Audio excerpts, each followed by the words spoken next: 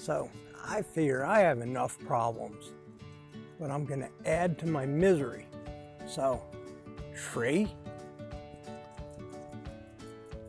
Not a tree. Tree? Not a tree. So, there's no day of the week that starts with a P.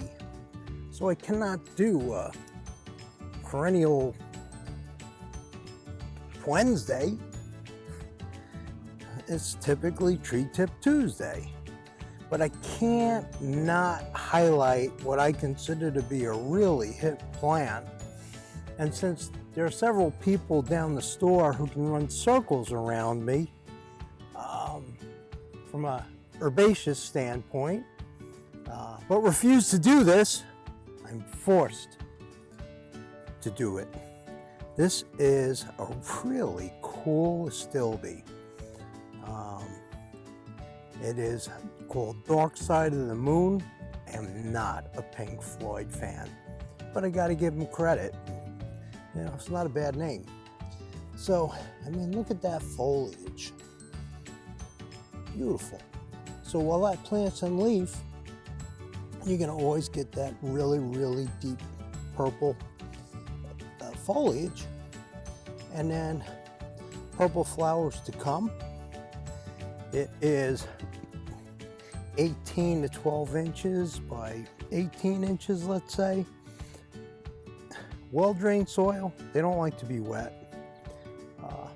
Will tolerate 5-6 hours of direct sunlight. Prefer dapple light, as any Astilbe would. But several years ago, I did a tip on, was it Ruby Spice? No, I can't remember the name, but it was a calacanthus. You'll forgive me, I'm getting old. That had purple foliage, and I just thought that plant was dynamite. And it has gotten little to no traction. But I still think it's a real cool plant.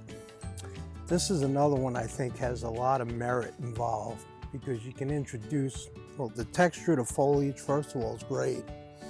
The color and the flower.